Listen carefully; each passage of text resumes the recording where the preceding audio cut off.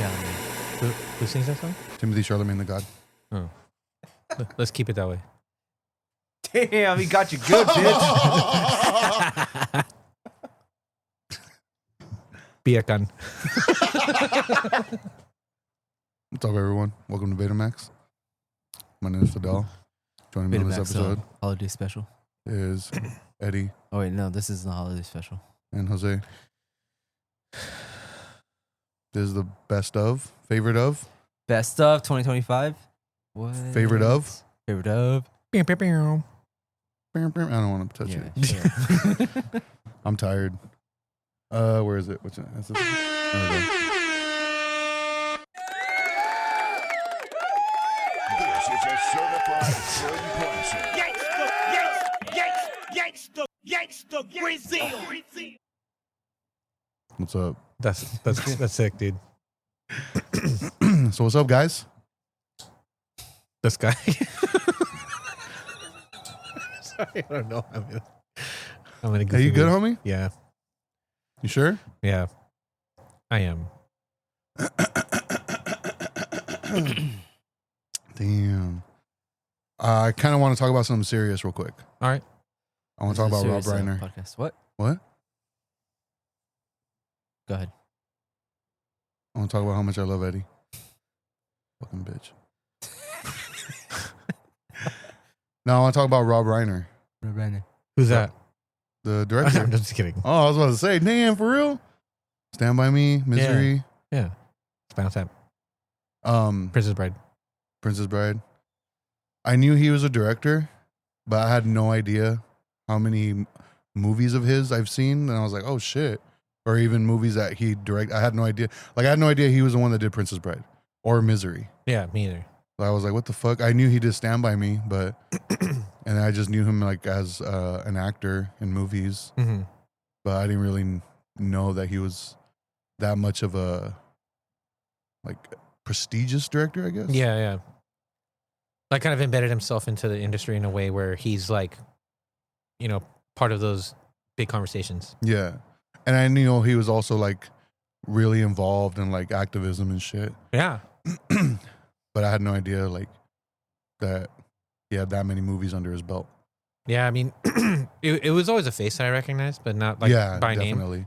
But yeah, kind of just with everything is, you know, being so recent, you know, I couldn't help but to kind of just familiarize myself more with like his body of work. Yeah. And I thought the same thing. I was like, damn, I didn't realize how much how busy that dude was in a lot of the movies that I grew up watching, you know? Yeah, but that's a fucked up situation, dude. Yeah, I've been following it along. Like, Yeah, I tapped in a little bit to where they were doing some like I did like a preliminary hearing, mm-hmm.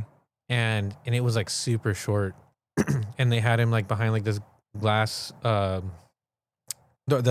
sun. They had him like in this behind this like glass, you know, little bench area, and they had him in like one of those colored uniforms to indicate that I guess he was at suicide risk. And such. Yeah. Yeah, and he has the same attorney as like, or the dude who was the prosecutor for what's that old music producer? Did he? No. Oh, dude, I'm drawing a blank right now. The old music producer? Yeah, like White guy? yeah. I know who you're talking. Oh, fuck. Blake? No, dude. Why the fuck, dude? I literally had it, and I lost it. Damn. Yeah, like he ended up marrying like one of the girls in like one of the bands, like the, dude, it's so annoying that I completely lost it. Are you familiar with Rob Reiner? Just like his movie stuff. A lot of his acting, I mean, I never really. A lot of those movies I've never seen. He would always show up like as like a background character or like a secondary character. Yeah. But I mean, I know him from the classics, I guess. Yeah. You know, and Misery, I think it's one of my favorite thrillers of all time. Yeah, dude. Like, and I had no idea he was a director. But Yeah, that's crazy. particularly for Stand By Me, like that movie is Yeah. just, like I love that movie. And Princess Bride, like another like it he has like a lot of like what you would consider like, you know, like a classic films, you know. Yeah. Like, And you can tell that that's like it. It speaks to like how loved he is, you Yeah. know, because Yeah. he's worked with so many people on so many projects, and like these projects take place over a year or so time, right, for Yeah. like a movie. So I mean, like with the like his tenure, no wonder it's like he's so like beloved, like within the industry alone, not even just by the fans, Yeah. like so many people. Like when I heard that he was like at a Conan O'Brien party, and it's like, oh, that's cool. Like he's like homies that they just go to Christmas parties like that, Yeah. he was so loved that even like big time like Trump supporters were kind of disgusted by what Trump said about him. You know, Yeah. because even what's that? I can't stand him. It's me. Oh, Rob Snyder. Yeah. Oh, Like he came out and like he was like saying that like he doesn't agree with what Trump said, and like Yeah. because he was like saying like even though like him and Rob Reiner wouldn't agree on a lot of like political shit, like he was like he loved his love for cinema. They're on the same level, like, Yeah. stuff like that. But so I mean he it went far like above like political stuff. Like it's just it's crazy that dude's take was the same shit that they would complain about after, like what people would react to after like Charlie Kirk was murdered. Yeah. You know what I mean? yeah, exactly. But I don't know. That's pretty fucking crazy, dude. Like To die that way, dude. Yeah. by your own like, dude, there has to be like a phobia somewhere, like to You know Like- what it reminded me of? Phil Hartman. How did he die? His wife killed him. Phil Spector. See- That's who you're thinking of? That's who I was thinking of. Okay. No, Phil Hartman. You know who Phil Hartman is, right? Hi, I'm Troy McClure. You remember me? Uh-huh. Yeah. Yeah, I his guess wife. Yeah. his wife stabbed him to death. Oh shit. Yeah, I think, or she strangled him or something. Something like that. Something yeah. like that. Like I she was just, listened to the story like a year ago. Like I Yeah, just found out about she it. was a recovering addict, and they kind of blame Andy Dick because they were like at a party and he like offered her some coke, and she started getting strung out again, and he had threatened to leave her if she didn't get herself clean, and so she killed him.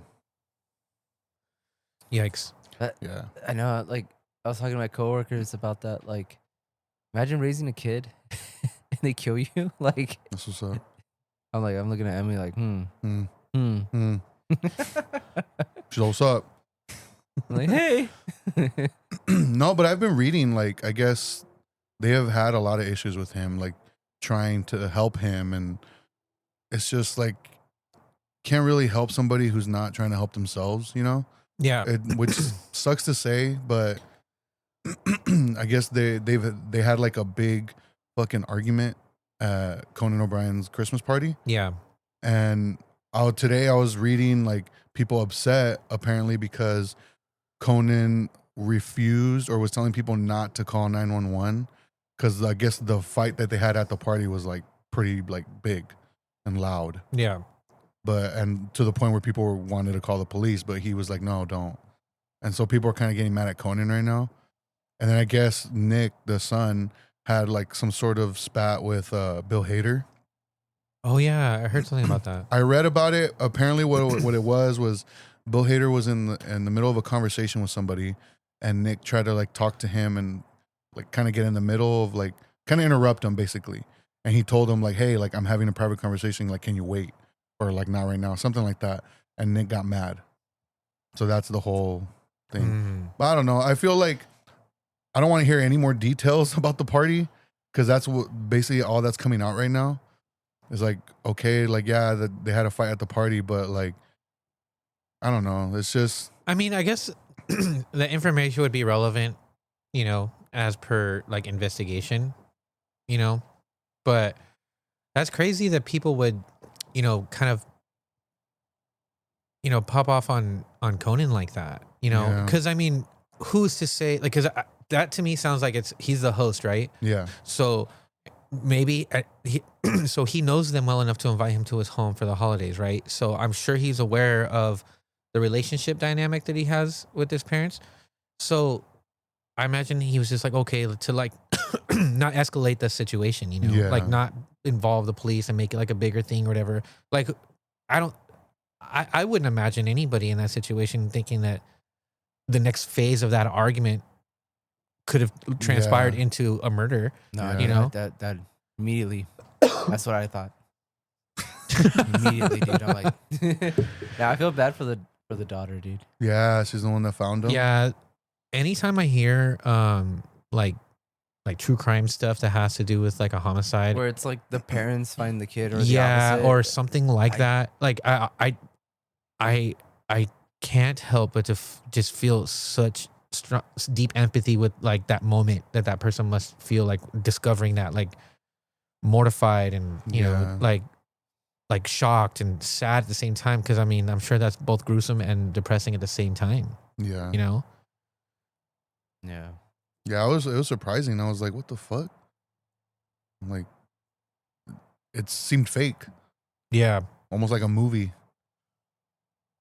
Yeah, but that sucks, man. I mean, dude must be definitely dealing with like some drugs and some either pre-existing like potential for psychosis or like some just addiction induced Yeah. psychosis to have someone, you know, just go over that line like that. Yeah. I mean, dude hasn't been convicted of anything, so I mean, speculative, I should say, but I mean, They supposedly found like bloody clothes, and the tub in the hotel where he was staying was like full of blood. But I haven't read anything about like finding like the knife or the murder weapon or whatever. yeah, they showed like some footage of him walking around like by the metro. or at something like that. yeah, some like gas West of the- station or something like that. But he was like looking like super creepy. Yeah. So I mean, I don't know. Maybe just, you know, having that addiction disease just was that dude's thing. Yeah. Yeah, Or- but it's, R.I.P.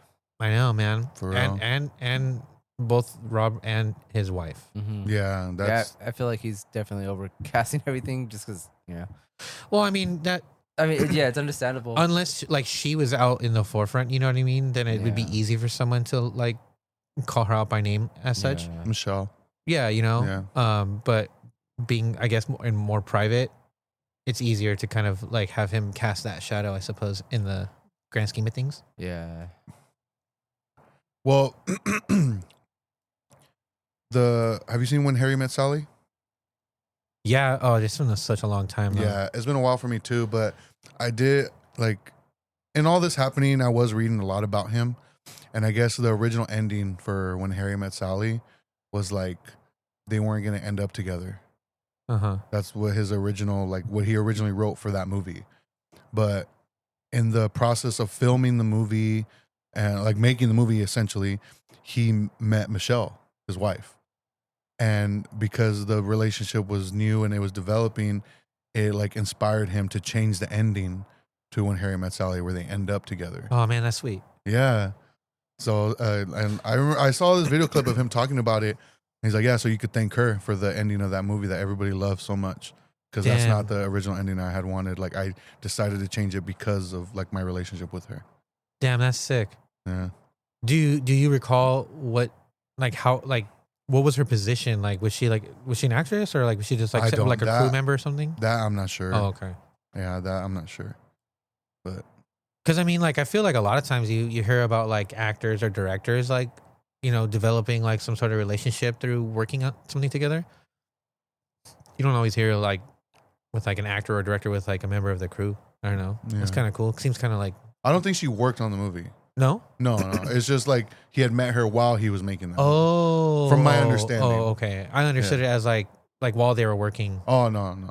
At least that's how I understood it. Oh, okay. Like he just mean, met her. Either way, Yeah. like the point is that she had inspired him to change it, and that's pretty cool. Yeah. I want to rewatch Misery now.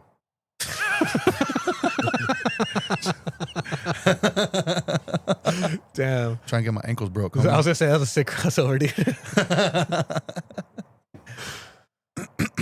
So tonight's the official last night of Chain. Oh yeah, dude. Yeah, Yeah, man. Yeah, it's another rest in peace. for real. Damn, why y'all sad, Eddie? Just think about Chain, dude. Damn. Love that place. Damn. That's what's up. Yeah. Yeah. No, you know, like it's. I really like seeing I feel very fortunate, right? Having so many friends and people that I'm acquainted with and still connected with through like going to shows and playing shows and doing stuff like that, where I get to see like I know how I feel about my connection with Shane, but everybody else's too, you know, like the things that they're posting, the pictures that they're sharing, and like their thoughts and feelings on it. I don't know. It's cool. It's cool. Yeah. It's seeing it's really nice seeing that stuff, man. You know, it's kind of everywhere, like on my like Instagram right now, you know, Yeah, same here. and I love seeing it right now. You know, it's something bittersweet about it. You know, Mm-hmm. but it's fun. You know, lots of really good pictures. The homie Powers posted one where it showed like that side hallway, like where alleyway where you type? go kick it outside, Yeah. just empty. Like, and I don't know, it's just like it was weird, you know. It Like, was, I mean, yeah. it's not that I've seen it empty before. Like, I've been like one of the last people leaving that place, you know, before. Yeah. Just kind of hit different in that moment, you know. Yeah. But I don't know. I wish I could have gone, man. Like, I really wanted to go to the one that where Darason played with the Oh, 18 Visions. and stick to your guns. Yeah, that would have been a sick one, dude. Yeah. Beyond Repair also. Yeah, dude. Looks like a good one. Yeah. I wonder what they're going to do with that building. Yeah, I wonder. Probably Yeah. turn into some stupid restaurant. Fuck yeah. Let's go. We still haven't even gone to the showcase one. I know. I want to go. I mean, I'm not like prioritizing to go there anytime I soon, am. kind of thing. But you know, but I did mention it to like a Joseph when we were passing by one time, and I kind of told him like, because he had mentioned seeing the numbers because it's just 683 like super big on the outside, Yeah. and I kind of just told him about it, real brief, and I said, oh, they turn into like some kind of restaurant thing, and he's like, oh, we should go sometime, see what it looks like, and I was like, that's a good idea, bro. That's cool. I didn't want to go. Good. Yeah, We weren't inviting you. yeah, Okay. Fucking bitch. dude. Why do you bring this guy, dude? He has a big dick. Oh my god. That's the only reason. Why do you think I call him Hog Heaven? Yikes. No cheese? Damn. No cheese. No cheese? It's fucking gross. That is gross, dude. So, You year think- end, homie. Wait, 20 so Wolverine has foreskin, right? 'Cause Wolverine? Yeah, because he heals. Ah, that's a good question. He definitely has cheese, dude. For sure. Okay, so was he born like that? Like Yeah. with those abilities, he was born like that, right? Yeah, he was a, So he would always heal. Yeah, the The only healing. thing he got later on was the adamantium. the adamantium. replaced- Adamantium. Yeah, the Element. metal shit. The aluminum shit. homie. Yeah, the foils. yeah. You know what? That's a good question. My That fool boy. definitely has foreskin, dude. That fool, sure. yeah, for sure, sure. has foreskin. Yeah. Let me see. I'll hit up Hugh Jackman. Let me see your dick, homie. Yeah. Huge. Dude, that was- Huge Jackman. Jesus Christ. Oh god. Oh my God. Worst podcast ever. All right, so our favorites of the year of stuff and things. Yeah. What topic do you want to start on first? How do you want to do it? Do you just want to do like one by one, or each kind of take a turn on each category? It don't matter. I don't We could care. each take a turn on the category, but which one do you want to do first? I'll let Jose start it off. Talk about whichever one. I'll just do it in the order they have right here. Damn, you did handwritten? I It's the did. 21st century, I homie. did. You got a I did. fucking phone. It's better for my memory, dude. So the criteria I used to narrow down Yeah. for the top movies that were released in 2025 that I watched was based on 5 things. One was, did it stick with me? Right? Like some kind of emotional impact or something that, you know, I couldn't get out of my head. Rewatchability. It's like the acting, directing, writing, like the art behind it, you know? Mm-hmm. Did it have like a personal or nostalgic touch to it? And the last one was would I defend it in public? Mm. You know? So I kind of just gave everything a mark. And then basically I narrowed it down to the ones that got all 5, right? Gotcha. So you have like a top 3, or what do you? I have them all in top fives. Oh shit. Okay, I don't need a top 3, but I might throw some honorable mentions. Yeah, I have that as a category too. So the way I have it written out is top 2025 movies, first time watches in 2025, music like albums or whatever, and then like an honorable mention, which is kind of like just shows we've been to or Alright, things. We'll follow your lead. All right. So no, in no particular order, but I picked Frankenstein, Superman, Eddington, Warfare, and Wolfman. Thought In those no particular order. in no particular order. No. Wolfman is 2025. Yep. It is. Yeah, you're right. You're right. Yeah. So I just kind of I looked That through was like gonna all the be an ones. honorable mention for me. Oh, really? Yeah. Yeah. I mean, like I just thought all those movies were the ones that kind of just stood out to me. Like for instance, like Frankenstein. It was not only did it put me in a position to like read the book and enjoy that, but I also think through doing that and having read it first and watched the film helped me appreciate the film so much more, Mhm. And I just thought it was so well done. And, I would say my favorite adaptation of Frankenstein story Mhm. to now, right? From what I've seen. Superman, I just thought it was a dope movie, dude. Like it had like a good blend of all the elements that I like. And it was cool to go do it like a boys trip with my dad and my brother and Joseph.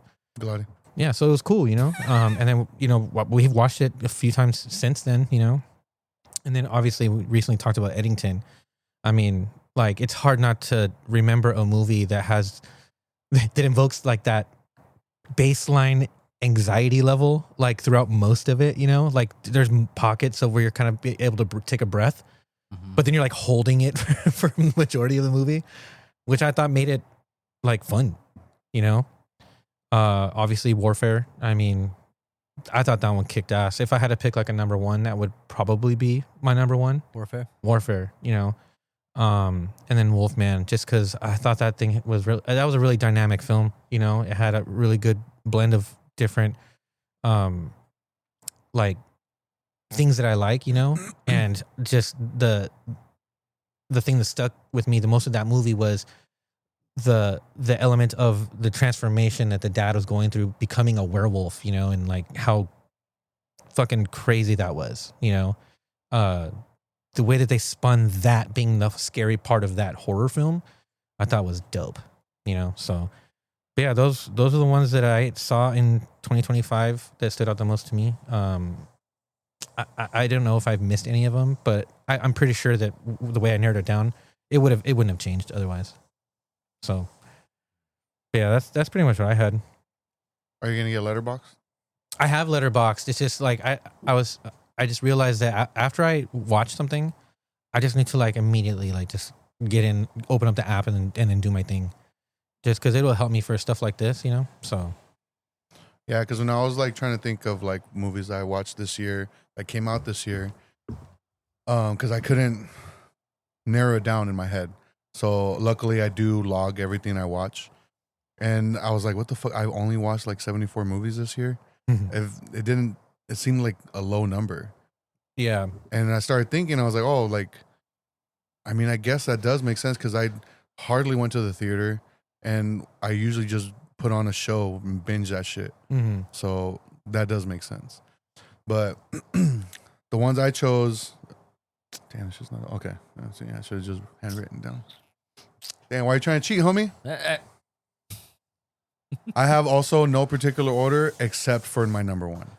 That one is for sure like my favorite of the year. Okay, fair. So Frankenstein, Weapons, Eddington, Warfare, and for me, like my favorite of the year was Bring Her Back.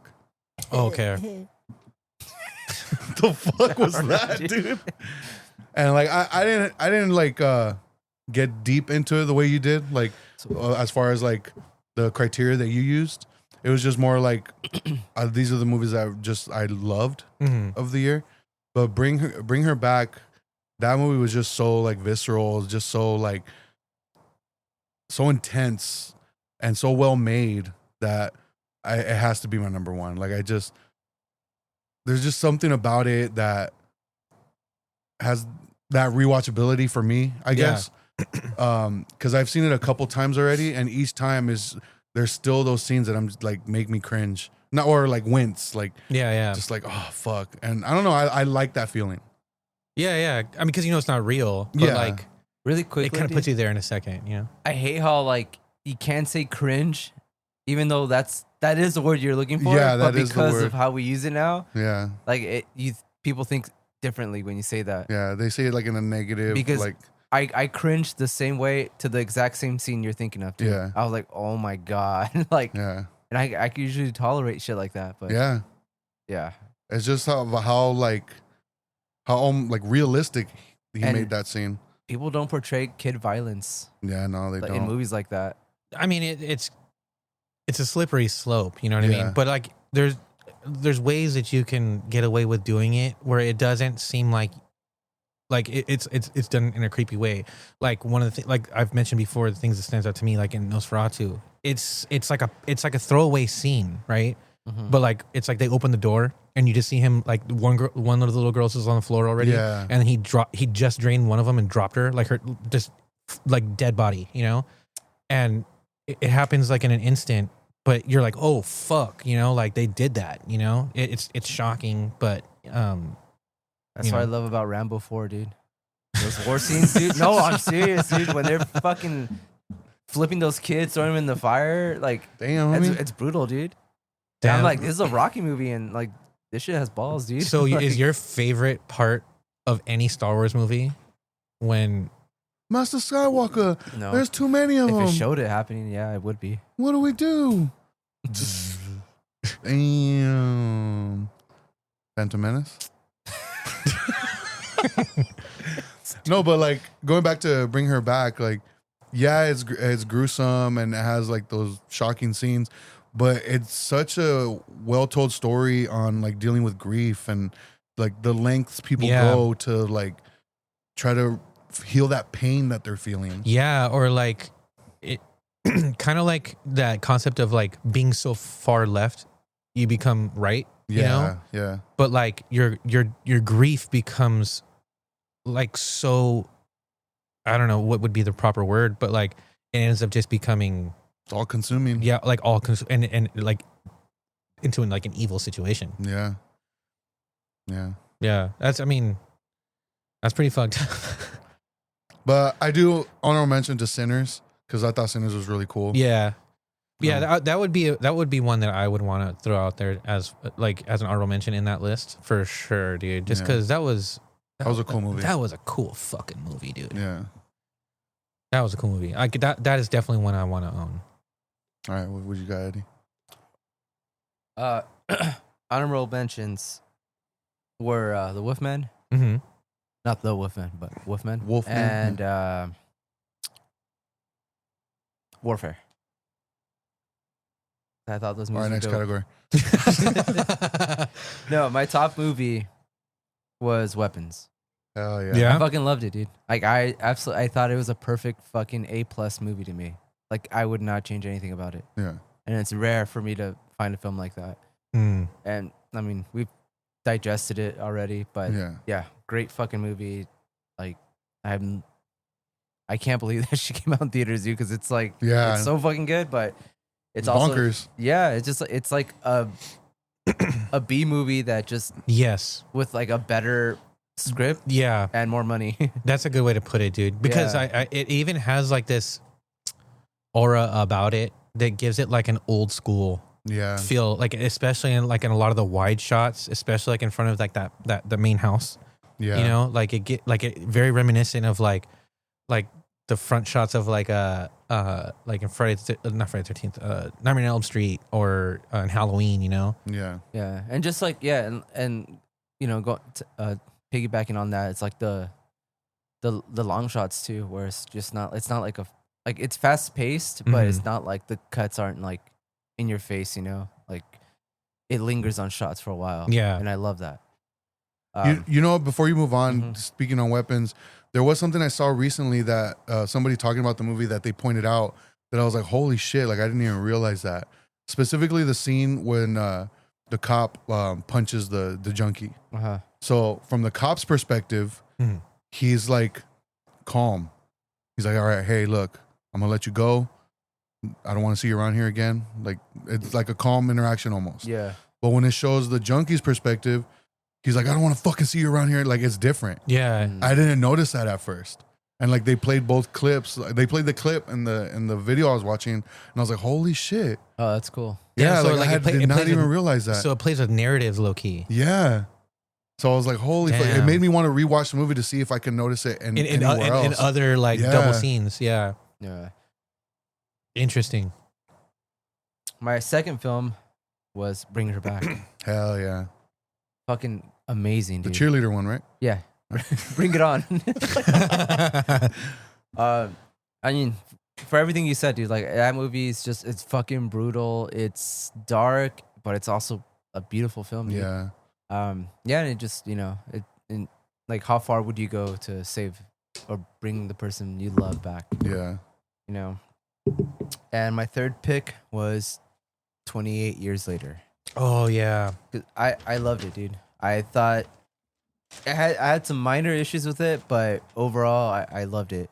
And I'm like really looking forward to the Bone Temple. You know, I had saw that on my list of like movies I watched this year, and I did like the movie a lot. I would even say I loved it. I did. Mm-hmm. But I don't know. There's something I was just like there's something about it that I was just like, I'm not gonna pick that. And I don't know if it was just like maybe because I want to see where it's going. So in my head, it's just like it kind of feels incomplete. It's like I it's not guess. finished yet. Yeah, you know what I mean. But I did love the movie, Mm-hmm. so I am looking forward to the next one. Yeah. I mean, like I said, it wasn't perfect. Like to me, like Bring Her Back and Weapons or like I wouldn't touch those at all. Mm-hmm. But in this one, there would be a few things that I would change, a few character decisions that I'm like I just weren't believable. Yeah. But overall, like I said, I really enjoyed it. I thought like, it was a good way to make a sequel to a movie that I didn't even know you would be able to. Like, because I know it did have like an actual sequel. No, it didn't. Yeah, no, but no, it didn't. What are you talking about? Huh? What are you talking about? Hey, mom. 28 weeks later. Yeah, but so I thought it was cool. I thought what they added, the new stuff, like with the alpha zombies, Yeah. like I thought that was fucking dope and scary. Visually, I thought it was fucking like amazing, dude. Yeah, it was a Yeah. beautiful looking movie. I dude. did think the whole iPhone thing was kind of dumb. Like it was a gimmick for it. Cause yeah. Yeah, but I mean, like, there's something cool about that though, because only because it's like, look, if you can, if you can shoot a movie that's good enough like this, like it can inspire people like with their actual phones to just get busy with it, and do their own thing. Like, Yeah, but I don't think young the and average aspiring. person could do what they did because, for one, aside from the production value, it's like all the shit they had hooked up to those iPhones. It's like, why? True, but I mean, like, I don't know. I think I can see something cool about that in the sense where it's like it says something to those who are young and aspiring because they're interested in movies at a young age, like as a kid, who have an iPhone, Yeah. like if they can do it, I can, Yeah. albeit they don't have the same attachments and like whatever add-ons, to make it really a robust like, thing. But it has enough of the tools and power to make something like that happen for someone who's interested in it, which Yeah. I think is cool. But I do agree that it does It- seem kind of like a gimmick too. Yeah, because like if you watch movies like actually like that were shot by an iPhone without all that extra shit, and I think they look fucking dope. Like like Tangerine always sticks out to me. Like that is a movie that I would recommend for any like inspiring filmmakers because there's Yes. nothing. It's just straight up iPhone footage. Mhm. It's like iPhone 12s too, right? Yeah, it's something like that. Yeah. Yeah, just old school. But But wasn't that the one where they first kind of introduced some like of the dynamic like video camera stuff? 12? So, yeah, I think don't think that's I'm not sure. I think that's the one when they first started kind of trying to make it like more for people who want to fuck around with like filming. Oh, I'm not sure. I don't think so because there's like no like when you watch it, it's just flat. Oh Yeah. really? Visuals. There's nothing like I guess pretty about it. Even though like yeah. I would if you ever get a chance, watch it, dude. All right. It's a good movie. But yeah, I'm so curious about like what's gonna happen because it could go either way with the third So one. is the third one? Are they all also filmed with iPhones? I believe they were both shot like back to back. Back So I'm to back? assuming, like I don't know Mm. why they would change it. Yeah, especially if they're doing it back to back. It doesn't seem like efficient to change it up. Yeah, but it is like a whole different director. But I think the people from the first one were like kind of overseeing it too. But Yeah. I'm not sure. Hmm. So I mean, I hope it just doesn't turn into a fucking mess. But I do like where this one kind of left off, and it just it ends kind of bonkers. And you're just, I'm curious to see where it goes from there. Yeah. But yeah, that was my third pick. I have one honorable mention that I wanted to throw in again. Yeah. Good Boy. Oh yeah. I thought Good Boy was I still dope. haven't seen Yeah, that. it was hard for me to not include that like in the actual list, Yeah. only because I really liked that movie. It was good. I really liked it. It was really good. I thought it was unique. You know, it was fun too. Yeah. You know, like again, it was one of those movies that you can kind of tell that it was like a passion project that someone was working on. You know, 100%. like it wasn't like it doesn't have the big Hollywood appeal to it. You know, Yeah. but like it had substance. You know, and it had some heart to it that it's hard not to love, in my opinion. But it's funny. Do you guys happen to know like the movies that came out this year that you liked the least? The least? Yeah, did you? Because I'm pretty sure I have them. Maybe one of them was like War of the Worlds or some shit. Yes, I figured that's why I asked. Because like, and then I'm looking at my initial one. I was kind of narrowing it down. Right here, Happy Gilmore 2 got a 0. And so did Captain America: Brave New World. they scored nothing on them. Dude, I was thinking about it. Like I was like, I did see like a lot of the movies I watched this year like have been fucking good, but it's also because I think this year I've seen the least movies Yeah. compared to other years. Like Mm. like way less. Like you said, you saw like 70 something. Yeah. I probably saw like 30 movies the whole year. I dude. mean, Like, you if also- that. You also had a baby. Yeah, well, that's why. Like, so I feel like I was Oh, for real? super select. I don't know if you know. She's in the car, dude. If you want to meet her. But I feel like I was so selective that I made good decisions. Like, Yeah. where it's like I really don't want to waste my time. Like, Yeah. so That's hilarious. yeah. But I was just thinking about that because when you said like, damn, 74 is low, I'm like, fuck, dude. I wish I watched that many. Dude. Yeah, even on that list, dude, I was like, oh man, like from all the movies that were released like in total in the year, there's so many. Like, I mean, it included the list included like international as well. Mhm. But I mean, not a very big one. So like, it goes to show you like how much I went to go see, you know, whether streaming or at the movies myself too. Do you guys have? Because I wanted to mention a movie I watched for the first time this year, but it didn't come out this year. Do you guys have a movie like that? I have 5. Oh shit! Jesus Christ. All right, go ahead. Okay, so no particular order, but I'll give my top. El Norte, Mm-hmm. Under the Skin, Friendship, Pink Flamingos, and The Bachelor and Bachelorette. The Bachelor and Bachelorette. That was a movie.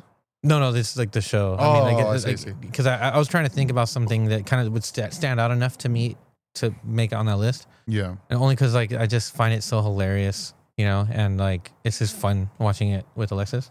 But yeah, I thought my number one is El Norte. Yeah. Yeah, that was the one I liked the most out of the ones that I saw for the first time this year, but didn't come out this year. Yeah, that one was just a good movie, dude. Yeah. I was kind of wrestling with the idea of picking that one or Memoir of a Snail. Oh, And like the more I thought about it, I was like, I gotta pick Memoir of a Snail, dude. Like that has become probably my favorite animated film of all time.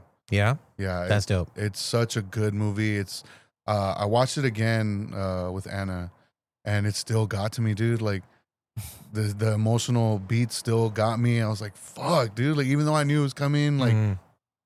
it's so good. It's so heartbreaking and so heartwarming. Like, oh man, like I recommend this movie to everybody. Like every time I'm on TikTok or whatever, and there's always a post that comes up like, "Oh, recommend me a movie to watch." Like Memoir of a Snow. I always comment Memoir of a Snow. That's dope. It's really fucking good, man. Damn. You gotta watch it. I do. Fucking bitch. I know. Shout out to Eddie for showing me that movie. Did you have any more? That was the You good only to go? one. Yeah, no, that was the only one I kind of felt like was worth mentioning besides El Norte. But yeah, Hell yeah. I have Friendship. The ones you mentioned basically. Okay. Yeah. Well, except for Under the Skin because I saw that a long time ago because I'm a cinephile. So. Yeah, and Pink Flamingos. I've seen that a long time Yeah, ago and too because I actually watch movies. So Yeah.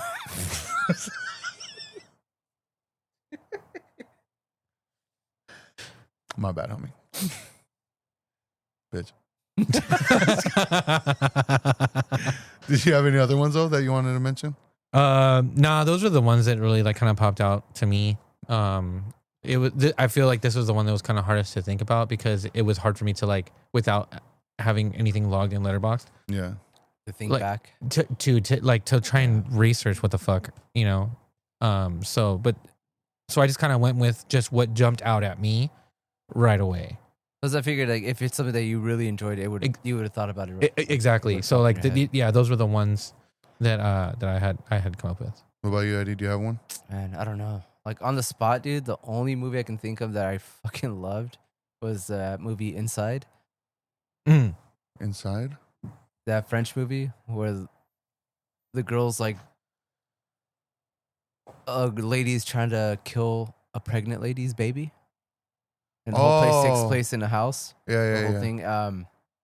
Yeah, that movie's fucking brutal, dude. Some of the best like gore effects ever. And people were hyping this movie up, like being like, "Oh, it's fucking like super gory," and that's why like I was like, "Okay, I need to watch it." And yeah, dude, it lived up to the hype, and that movie's fucking brutal. Hell yeah. And yeah, to the point where like there's certain scenes I was like, "Oh, this is kind of hard to watch, dude." It was pretty brutal, Pussy. but yeah, that's cool. That's cool. If you ever want to see like a baby get chopped out of a body, this is it. Yikes. Damn, you It's like like- some crazy ass movie? Coffee Table? I and know. Inside? Hey, it's French, dude. It's fucking fancy. Yeah, you're right. I mean, they eat snails. They eat snails, dude. I ate a snail once. Ew. Yeah. Yeah, your mother-in-law. She made me that fucking Oh yeah. Damn, dude. Did you write a memoir about it? almost. Dang. See, I'm not the only one that makes bad jokes. Oh yeah. Wait. Where is it? Where is it? All right, say it again. Did you write it? Did you say Did that? you write a memoir? Oh yeah, applause. Pause. Applause. Round of applause. Any? Do you have any others that maybe kind of just thinking about real quick stand out? That's what's up. Nah. No. Off the top of my head now. Damn, homie. I didn't watch that many, dude. What about like a series? Like, was there like a series that you maybe watched I for the only first watched time? one series. What did it come out this year? I don't know. It's what do you call it? The Star Wars Oh, Andor. Andor. I don't know if that Yeah, came out. Andor came out this year, right? Season 2. Yeah. Yeah? Yeah. Okay, so yeah, So that's the only thing I watched and I loved it. yeah, so- yeah. I mean, Yeah. that counts. Yeah, so that That was definitely easy. like the best series I saw this Yeah. year. Yeah. Did Shogun come out this year too? I don't know. I don't watch that. Can't I remember. only watch good shows. Let me see. What show you? What? Yep. Oh, No, that was last year. Yeah, that was 2024. One of Them Days. I did watch this year. I forgot. It's a series. No, it's a TV show or a TV show. Oh my god, a movie with Kiki Palmer and SZA. Oh yeah, Yeah, basically like Friday vibes. yeah. I thought it was funny. Like it's not a great movie, but it was pretty good. You know. So Yeah. that's your top film? Yeah, that's number one because Kiki Palmer, I don't know who that is. girl. Nah, it was a good movie. Dude. Yeah, it says I watched 74 movies this year. Damn, my most watched genre is drama Yeah. and horror. Damn, I'm a fucking poser, homie. Most of my movies were USA and in English.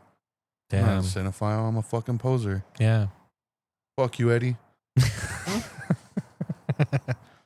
My most watched actor is Tony Todd. I watched 5 films of his this year. Fuck is Tony Todd? Candyman, homie. I don't The know guy, this. the mortician from Final Destination, bald black guy, died this year also. The guy who played Candyman? Yeah. The Bee. Yes. No, that's Jerry Seinfeld.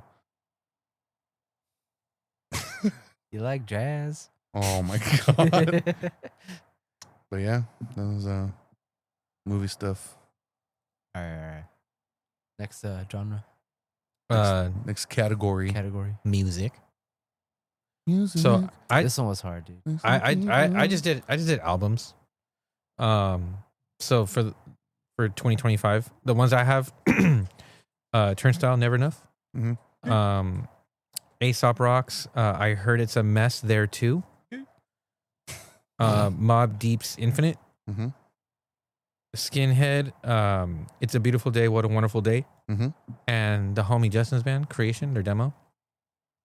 I haven't listened to it. Yeah, it's really good, dude. It's good. Yeah, I liked it a lot. I was That's like, what's up. man, hell yeah, good for him, dude.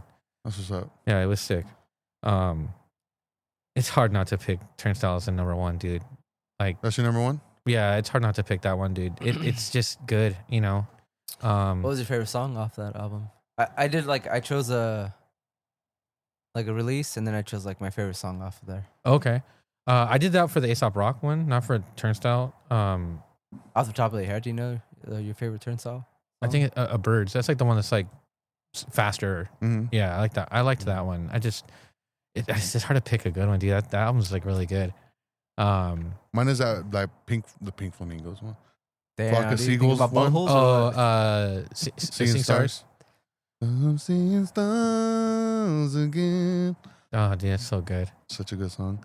Yeah, but the one that I picked off of the Aesop Rock is a song called "The Cut." It's the second song on that album. Man, that's a really cool song. Fire. Yeah, it's dope. So you had said you know what my number one is gonna be. Yeah, So I want to see if you got it right. military gun. Fuck. For sure, dude. Am I right? Yeah, yeah. That's funny. No.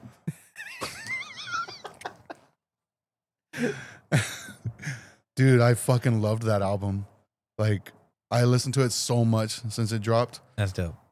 Like, I've always liked the band, but there are like on the previous albums, there's like some songs where I'm just like, I'm not really a big fan of this. You Yeah. know? That have like some fillers. Yeah, but no, this one, like front to back, just banger, banger, banger. What's the song? Throw me away or throw away. Throw I me think- away. Yeah. Throw me away. Oh, dude, that one. That's my song right there. Yeah. That's my favorite song. Yeah, just the album is so good. It's like so. It reminds me so much of like that '90s alternative, but it has like that hardcore sensibility to it. You know, like you could hear the hardcore influence. Yeah. But you could also It has like a pop punk vibe to it. yeah, Yeah. In a way. But it's not like it's a good pop yeah, punk. yeah. Yeah.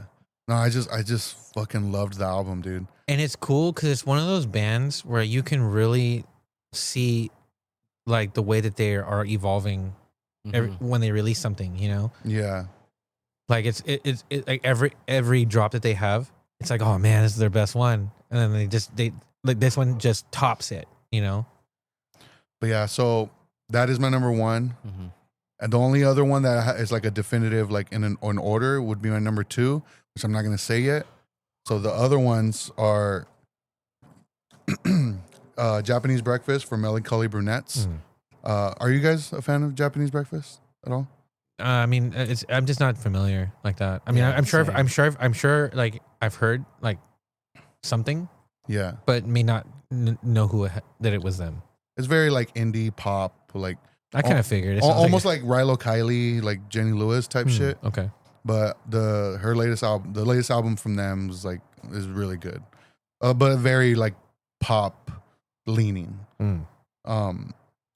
Clips, let God Oh, let God sort yeah. him out. Yeah. Dude, that shit was so good. That opening track, like so emotional Yeah, because dude. it's about like their parents dying. Basically, Yeah. it's like fuck, man. Like the whole album is really fucking good. That would be like an honorable mention for me. Yeah. Yeah, for sure. This band called Crushed. I don't know if you've heard them. Mm-mm. They're fairly new, kind of like on the shoegaze, but more like, I don't know why I feel weird saying this term, but I've seen it, a trip hop. Oh, okay. Yeah, Yeah. it's like kind of like that kind of music, you know? They're from LA. Alvin, like he like plays with them live. Okay. Their debut album, No Scope. Damn. So like, so shoegaze kind of meets trip hop. Yeah, so the way I would describe it is if you got like Portishead Okay. and My Bloody Valentine and just blended that shit. Oh man, that sounds fucking awesome. It's really good. Like I just imagine what that sounds like in my head. And it It's sounds really cool. fucking good. I'm gonna check that out. But yeah, it's their debut album, No Scope. That was another one I was listening to a lot. Okay. I didn't put Turnstile's album on here because I feel like I did, as much as I did love the album, even the movie that came with it, the companion piece. Yeah. These albums were just more like, I was listening to these a lot more than that one, Yeah. you know? But That's kind of what I went. I based is like how heavy of the are they in my rotation yeah. is how I kind of narrowed it down. All right. So my number 2, Dun, dun, dun, dun, dun, dun, do you guys have any guesses? No. Eddie? No, because nothing. No. They They didn't not really, released they it didn't yet. really, No, they haven't okay. released it Yeah, yet. they just released a few songs. No, I So- have no idea. My number 2 originally was going to be Military Gun, Mm-hmm. and my number 1 was going to be Raw Blue, but that came out in December of last year. Oh. So I was like, okay, I'm not going to choose that because that album, to me, is a perfect piece of music. So my number 2 is Scalp, Oh yeah, Not Worthy of Human Compassion. bro. Holy shit. Yeah. Like when that album dropped, fuck. It was on rotation. Yeah. Yeah, dude. That's a good one. That one is fucking, it's brutal.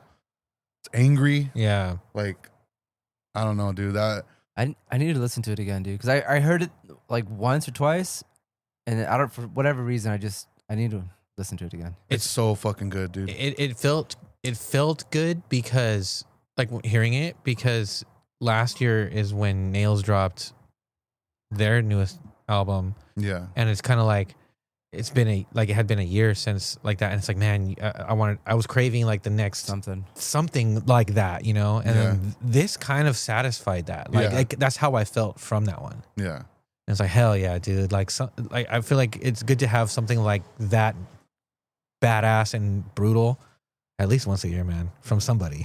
For real. Like somebody has to put out something fucking sick like that. Yeah. But yeah, so those are my picks. Hell yeah. I like that list. All right. So I'll start off with my honorable mention, which is Demo 2 by Weapon X. Oh, that was this year. I loved it, dude. That's a good choice. That was hard not to put on my top 3 because I had that playing over and over again, dude. Brutal demo. I'll go. All right, my number 3 is Military Gun. Hell yeah. Yeah, because I love that album too, dude. I Yeah. had it playing over and over again. And same that song "Throw Me Away." That shit is tight.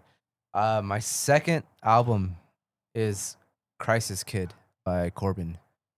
Oh, that was this year. That Fuck. that was probably I think that was my most played album of the year. I think it was either that one or my number 1. But the particularly like that song "Carbon Monoxide," like that shit is a Yeah. banger, dude. Yeah. Shout out Depressing Spooky album, Black. but yeah. But my number 1, dude, Love Songs EP by Big Boy. Oh, okay. Fucking, Okay. I fucked with that shit Yeah? so much, dude. I'm surprised you didn't choose the Haywire split. With what's his name? Was it like No The Guard? Skin versus That was gonna be an honorable mention, dude. But to me, because all those songs were they were dope, but a lot of them were songs that they each had, and they just redid each other's songs.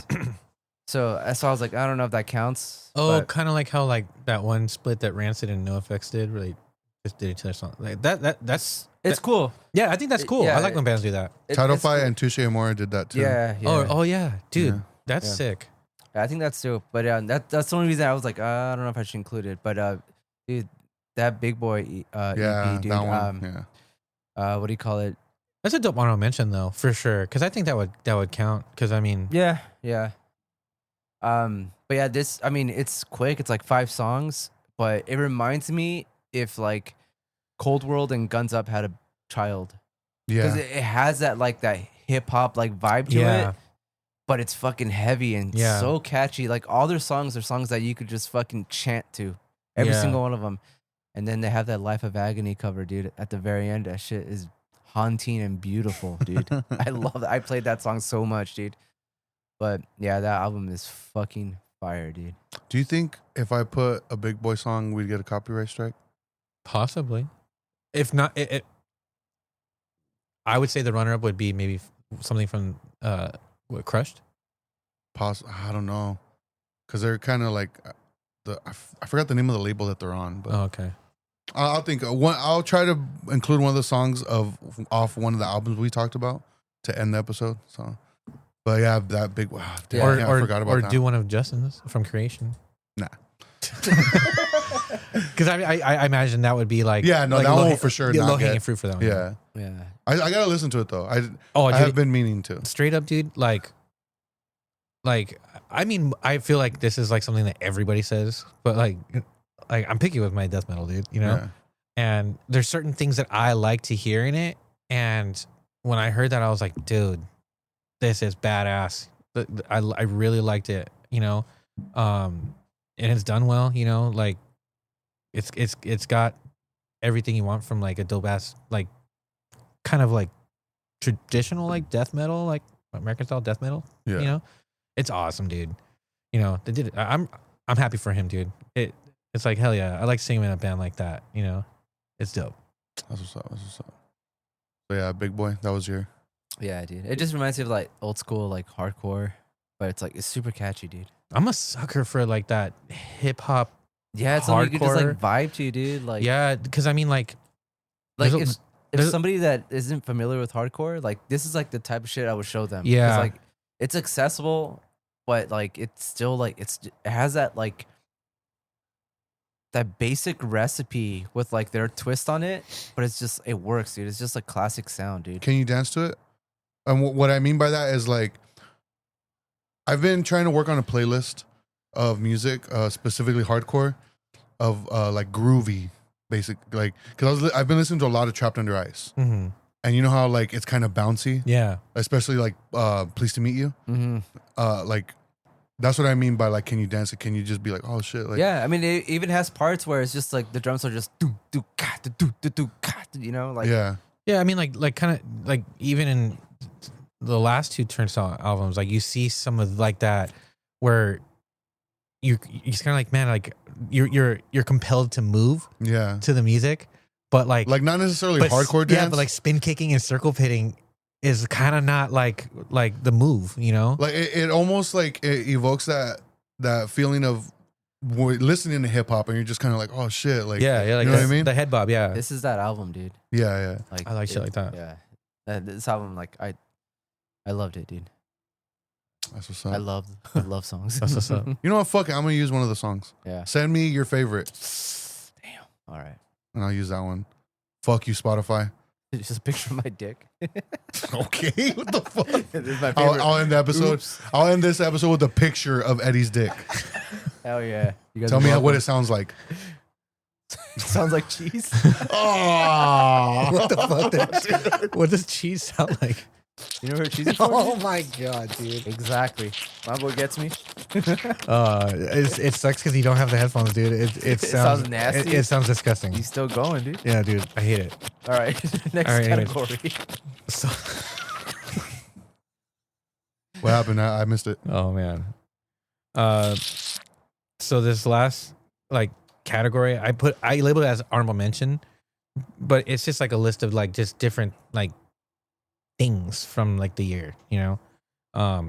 So I did choose like my favorite show of the year. go for it. What do you mean, guys go. like concert type show? Yeah, like a live performance from an artist or a band. You went to a show this year? I went to I think 1 or 2. Damn. It was Jose's show. That was this year, right? The Mhm. Sabardino, the first at the bar. Yeah. Yeah, that was one of them. That was this year? Yeah, it that had was- to be. No, it wasn't. Never mind. No, that was last. Yeah, that was last because year. Ellie I was still think. pregnant. Fucking poser. Yeah, that's what's up. Never mind. So I only went to 1 show this year. Did I? I think so. I think it was just 1 show. For real? Yeah. Oh, banger of a show though, Damn, dude. Fucking poser. I love the show. So it was probably my favorite show since. Was it the Uncle Acid? Yeah. That's what I thought you were gonna say. Yeah. My bad if I just ruined the But to build-up. me, that was like, that was even like, that was more than a show, dude. Like that was like, it was an experience, experience. yeah, dude. I love that you can't find shit on it, you know, like anywhere, because they made it. I Like, don't. No, like they made it like a specific thing, you know, no phones, you'll be kicked out. Like I loved it, dude. Like Damn, what if it, there's an emergency? it was, it combined my 2 of my favorite things. It's like, you know, Gallo old school Gallo films, and like fucking Orchestra shit. rock. Dude, like fucking, I'm gonna ride a chopper into the fucking sunset, dude, and just combines them, dude. And it was like a play mixed with like crazy visuals, mixed with fucking an amazing soundtrack. And I don't know, dude. It was brutal to see, dude. Like it was just a crazy performance that I've never seen anything like it ever before.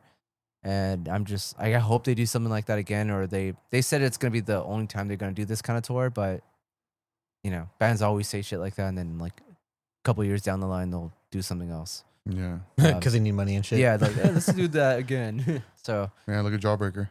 there you go, dude.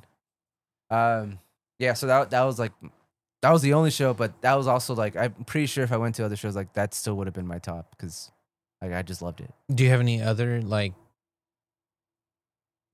events or like experiences that were specifically this year, maybe that you can think of to maybe kind of add to that? Damn.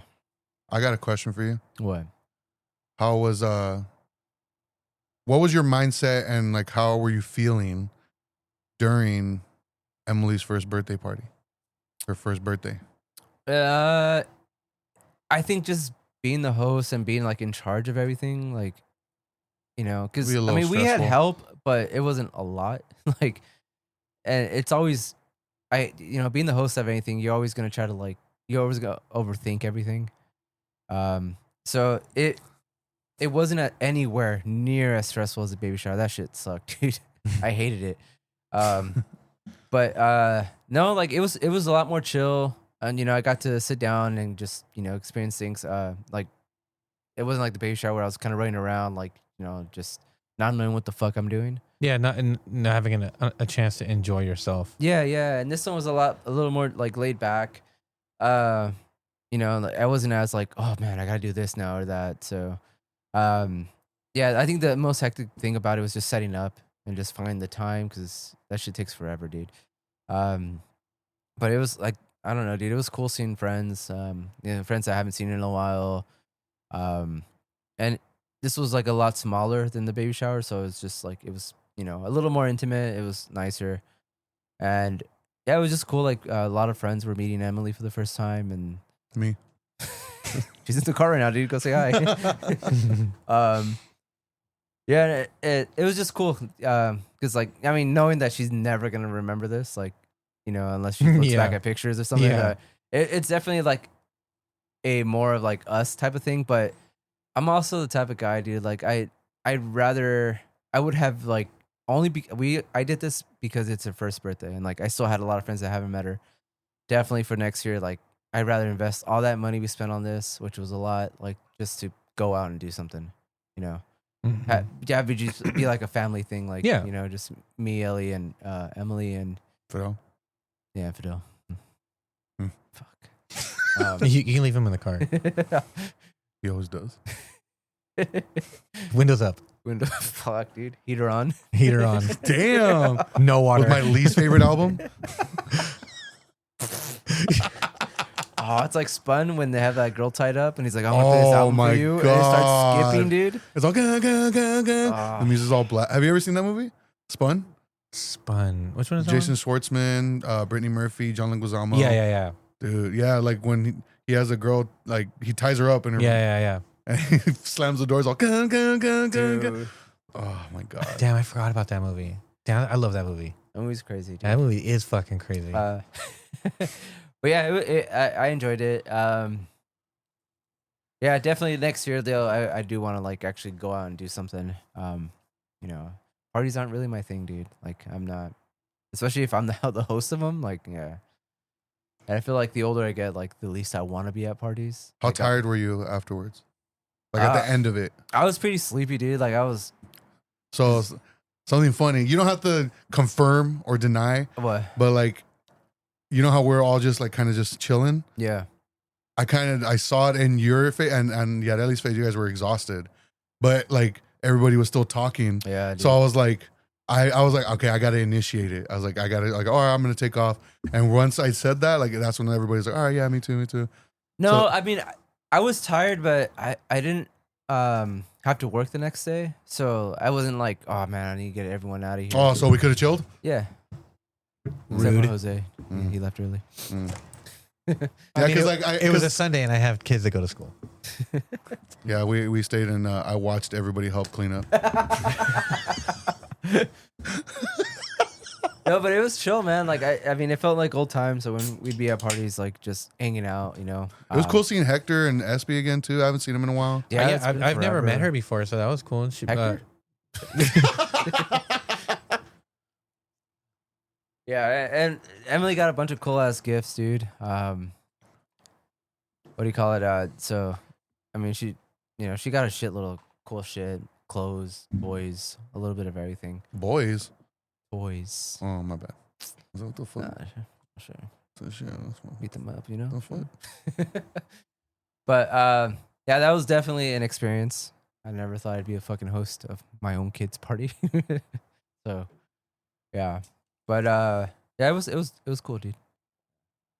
That's what's up. It's definitely been the most exhausting year of my life. Why? Because you. Oh my bad.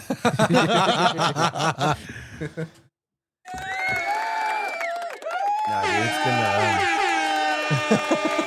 definitely this year.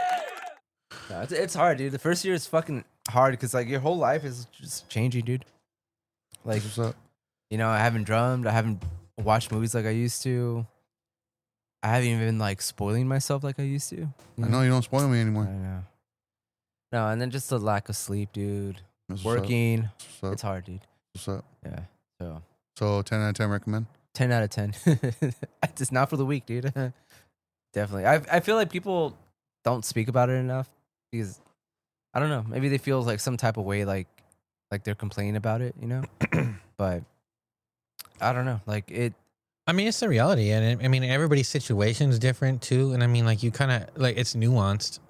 Yeah. You know, I mean, you know, not to make myself a victim, Damn. but like I already had trouble sleeping, dude. Like I always had that my entire life, and to add a newborn to the mix, dude, there were some times where I'm like I wanted to put my fucking head in the oven at work, dude. I'm like, ah, fuck, like running off of 2 hours of sleep, having to go do inventory, talk to families, work on menus, cook. Like it's a lot, dude. have you tried taking like CBD edibles or anything like that? No, You're straight edge, homie. well, Dumb. no, I know he is. no. I mean, I tried like shit to help me go to sleep, like melatonin, things like that. Heroin. Yeah, but I mean, Heroin. have you tried CBD though? I mean, because CBD, no. What do you call it? you're not breaking edge by doing it. No. But I know because a lot of people did recommend that to me. Even like the droplets, like I did those for a while. It helped with like Acid? it also helps with like joint pain and shit. mm. Yeah, Yeah, just no. just the way that it like it relaxes your body. Like I find it strange because I'm used to the THC, right? So like my body gets like the high feeling, but then it never like pops into my brain, and it just kind of makes me anxious. But like I enjoy like when I get edibles or I do like the Stizzy pen. I like the 1-to-1, which is CBD, equal parts CBD and THC, and the way that it gives me like a balanced like chill is what I enjoy. So I'm not saying like THC, but there's a variety of different ways you can do it. Like just like how you would consume THC, you could do the same thing with CBD only. And Stop being a bitch, dude. that could help, dude. I mean, you never That's know. the thing, dude. I'm just gonna raw dog it, dude, and I'm either gonna survive or Just drink more Dr. Pepper, homie. It helps. some DP. Trust. Damn, that's how you go to sleep. Yeah. Yeah. That's funny. Yeah, dude. That's what's up. That's what's up. So what do you got? So, like I said, it's just like things from this year that stand out to me. That's kind of like, oh, like they're like notable things, you know. So like I would consider Emily's first birthday like one of your things for the year. You know what I mean? Because I wouldn't. No, I mean just It's you an know, honorable mention. yeah, you know. Like, so It's an honorable mention, but you didn't mention anything else.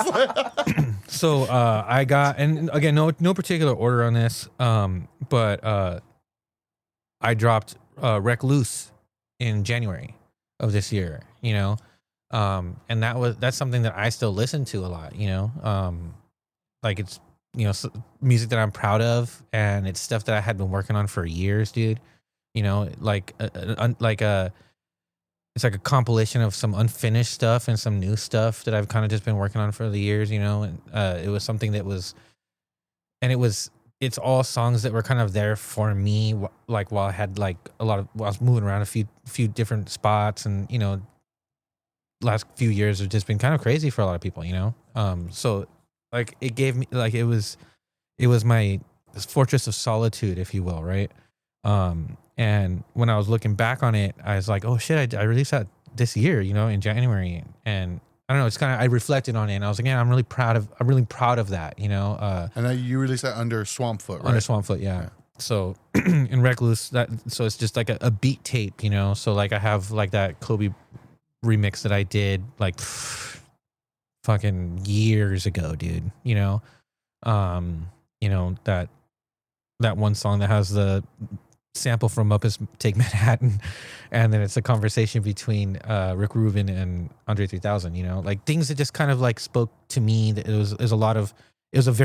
it's kind of a vulnerable piece, you know, and it's something I'm proud of, you know. So that's something that I think about as like, oh, as this year, you know. Smoke Not 909, you know, that's just fucking core memory shit, dude. I loved like That was a lot of fun. getting to know those dudes, right? The excitement of having like that idea, and then like the building up to it, the getting the costume, like working on the set, putting things together. Yeah. It was kind of like how we talked about earlier, like that feeling of when you're in high school and you're like, oh, we should start a band and we'll do this and do that, you know? And it's something super fucking ridiculous, you know? But I got to do that. And that was really like fun. It was so much fun, dude. And it was funny seeing it back on my Spotify Wrapped.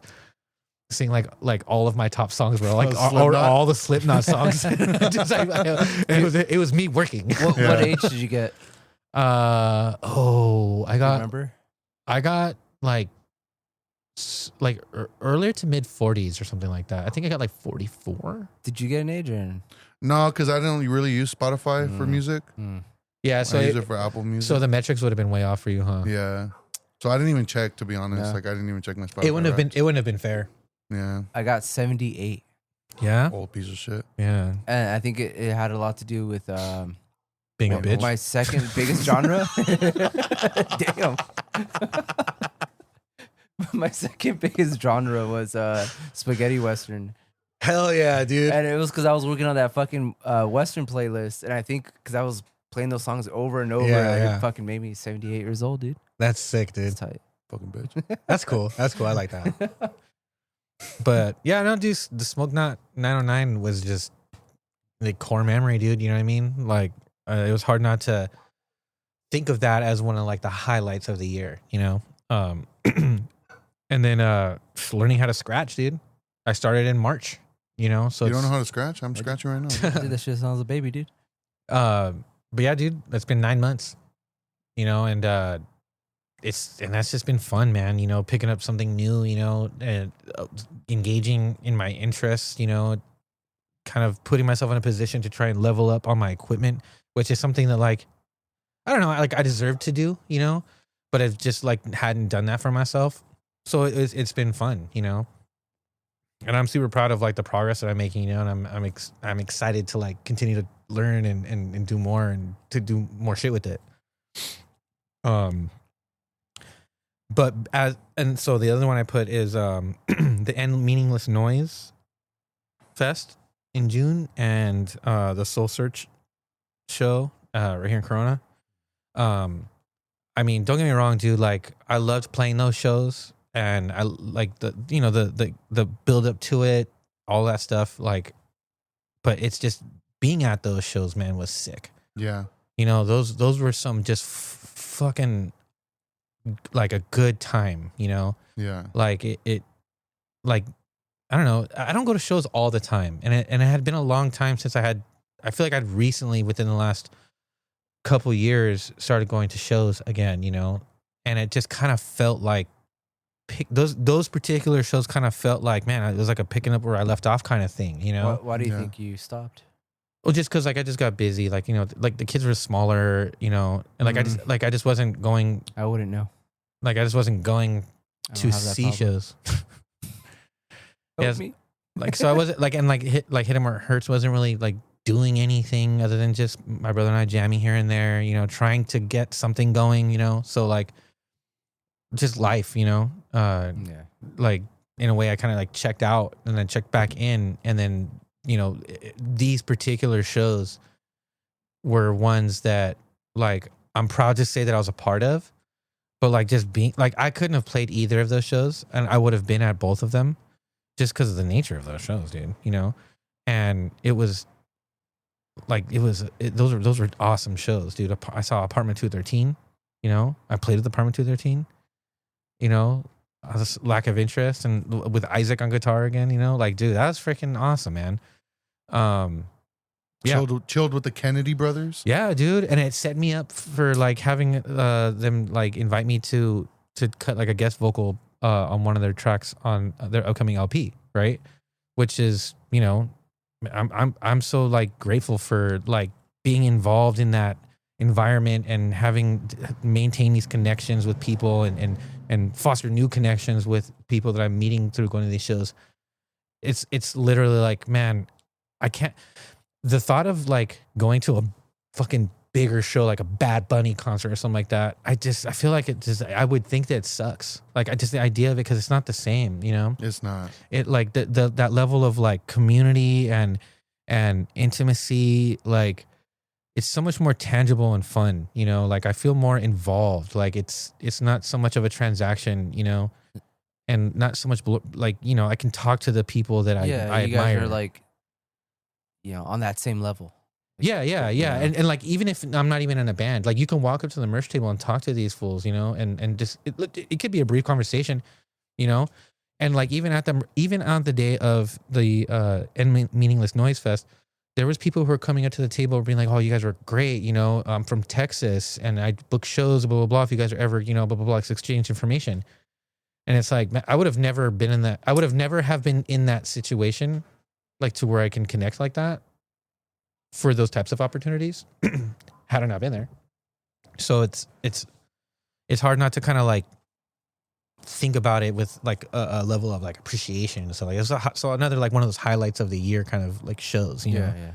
Yeah. But more so because of just like being at the show as opposed to playing it, you know?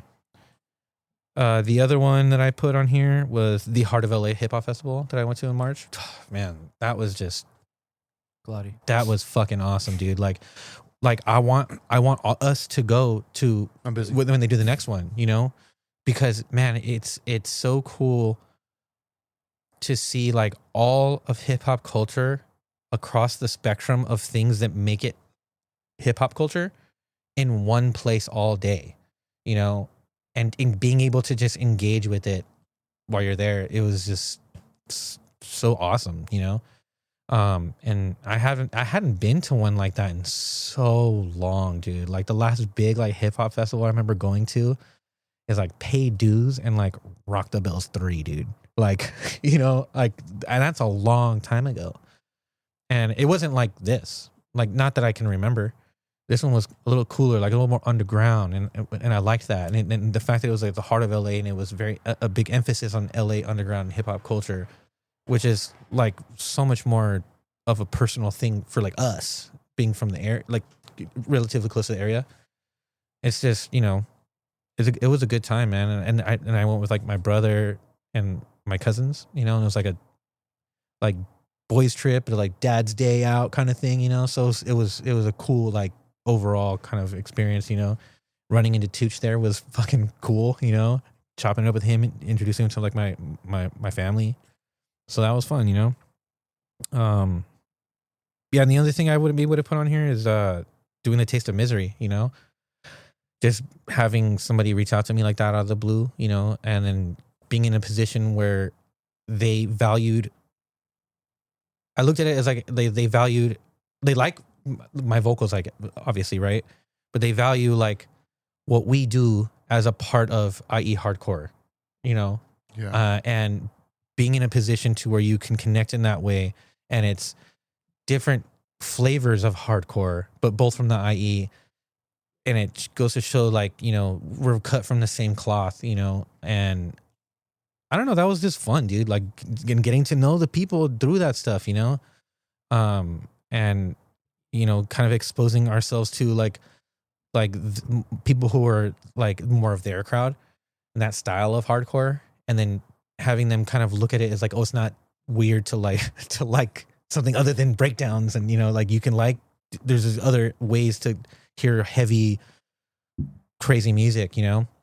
So that was cool, you know, and especially like just like the meeting people and connecting like that in like the scene, dude. You know, like that's a part of me that I felt like that I had not paid attention to for a long period of time, from, you know, just kind of you know, having a family in just life, and kind of tapping back into it has brought me so much like happiness, like I feel so much more like myself, if that makes sense, you know, kind of having that be like a normal like communications with people like that, and like being involved in these things, and being at these shows, playing these shows, and helping out here and there, you know, connecting like that. That's what I loved. That's what I love about it, you know. So it's hard not to kind of like include some of those things when we're talking about like our top stuff of the year, you know, because that shit was dope, dude. Badass shows, man. So do you have any like badass shows that you remember going to this year? Oh yeah. A lot of the ones like that I wanted to talk about, you touched on, because we kind of experienced them together. Yeah. Like the End Meaningless Noise. You were invited to that, homie? The Endly Meaningless Noise. He was in the car. Yeah, he was in the car all the time. You guys rolled up the window, I remember. And put on your least favorite album. It skipped. And the Soul Search show. Like, yeah, like hanging out with friends. Like it felt like old times. Yeah. You know?